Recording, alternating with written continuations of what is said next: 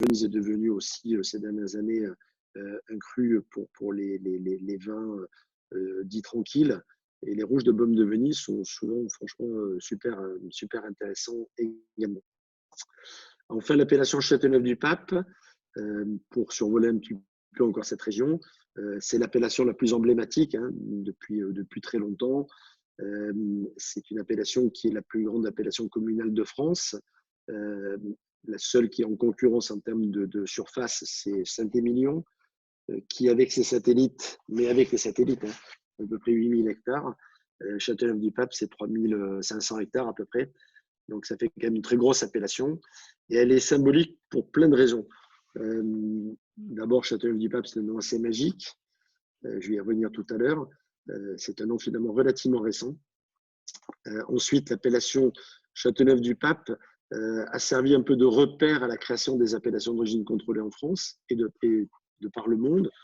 L'un des premiers patrons de l'INAO, c'était le baron Leroy de Boiseau-Marié, qui était propriétaire, et sa famille toujours propriétaire aujourd'hui, de Château Forcia, qui fait partie des légendes un peu de Châteauneuf-du-Pape, et qui, effectivement, avec le sénateur Capu, originaire lui d'Aquitaine, ont porté sur les fonds baptismaux le fameux Institut national des appellations d'origine et aujourd'hui de la qualité, l'INAO, et les premières appellations d'origine contrôlée. Et d'ailleurs, un certain nombre des premières appellations sont dans le coin là-bas, parce que si de mémoire on fait le tour, les premières AOC du premier décret qui date du 14 mai, je crois, 1936, Châteauneuf faisait partie. La première, vous savez tous sur autour des écrans, là, mais la première, c'est Arbois, parce que ça commençait par un A. Donc, du coup, dans le décret, c'est Arbois qui a été écrit en premier.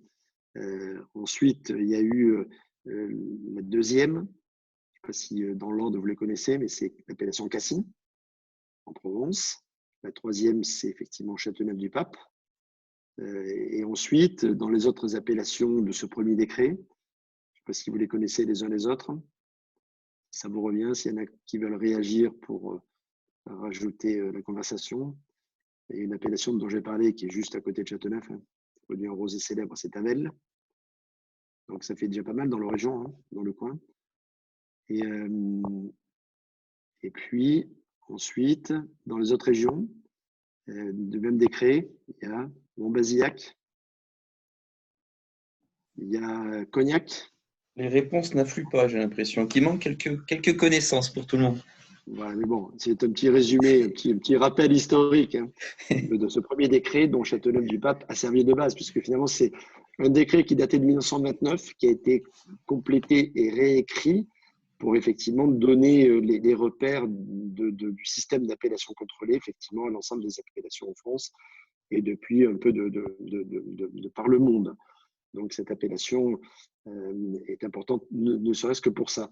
Oui, je voulais revenir, avant de vous parler un peu plus en détail de l'appellation, du nom de l'appellation. Alors, je ne sais pas si quelqu'un le sait, là aussi autour des écrans, mais depuis quand ça s'appelle Châteauneuf-du-Pape et comment ça s'appelait avant, la commune? Est-ce que quelqu'un l'a en mémoire?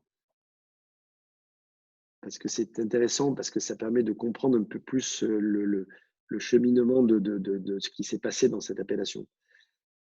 Avant de s'appeler Châteauneuf-du-Pape, alors il y en a qui essaient de réagir là. J'ai été changé en Châteauneuf-du-Pape. Quelque chose à dire avec la Madeleine. La Madeleine, c'est Manu. Les papes d'Avignon, Alexandre.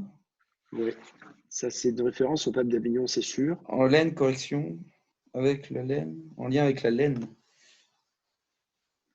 Non, c'était pas la laine. Non, je vous aide un peu. C'est quelque chose qui a un rapport avec un élément de la structure géologique du terroir de Châteauneuf-du-Pape. Ah, c'est pas Ludo Tech. Village fortifié. Alors oui, c'est vrai qu'il y a eu un château et le château a été refait notamment à l'époque papale. Châteauneuf, non, c'était pas en référence à notre Châteauneuf, il y a effectivement plusieurs Châteauneuf du Pape, Châteauneuf, je veux dire, dans la région, Châteauneuf de Madargues, effectivement, ou autre. Mais ça, c'était juste parce qu'il y avait un château neuf. Voilà. Mais pourquoi du Pape? Et quand est-ce que ça a été changé dans le nom de la commune qui s'appelait différemment avant? Alors, je vous aide au niveau de la date, si vous voulez, c'était en 1893. Et on doit ce changement au propriétaire du château de la Nerte, qui est un des grands domaines toujours historiques de Châteauneuf-du-Pape, qui était maire de Châteauneuf-du-Pape, qui s'appelait Joseph Ducos, D-U-C-O-S. Et ce fameux Joseph Ducos est monté à Paris, plaider la cause de la commune, hein, pour changer de nom au Conseil d'État, et ça a été accepté. Et le nom provenait d'une partie de la géologie qui était le calcaire. Parce que sous le plateau et sous les galets qu'on connaît, sous certaines parties marneuses ou sableuses de l'appellation, il y a effectivement une structure géologique très calcaire. Et donc, le nom de la commune de l'époque, avant 1893, ça s'appelait Châteauneuf-Calcernier. Calcernier. Ou le Calcernier ou Calcernier. Et ce n'était pas très fun comme nom. Calcernier, ça vient de calcaire calciné. Calcernier, calcaire, calciné. Et qu'est-ce qu'on fait si on brûle du calcaire? On fait de la chaux. Et l'une des grandes spécialités et un des grands revenus de la commune de Châteauneuf-Calcernier de l'époque, ce n'était pas la viticulture qui existait déjà, mais qui était un peu marginalisée par rapport aux autres activités. C'était effectivement le fait de brûler de la chaux pour en faire du brûler du calcaire, je veux dire, pour en faire de la chaux. Il existe toujours d'ailleurs des vestiges d'anciens fours à chaux. Quand on se balade dans l'appellation, on peut faire soit des petites maisonnées qui sont effectivement des anciens fours à chaux. Alors, ce n'était pas très fun à Châteauneuf-Calcernier, ce n'était pas très vendeur du tout. Donc, il a plaidé la cause et il a revendiqué le fait qu'au XIVe siècle, les papes étaient installés en Avignon, qu'ils avaient installé leur résidence secondaire à Châteauneuf-du-Pape et qu'effectivement, Châteauneuf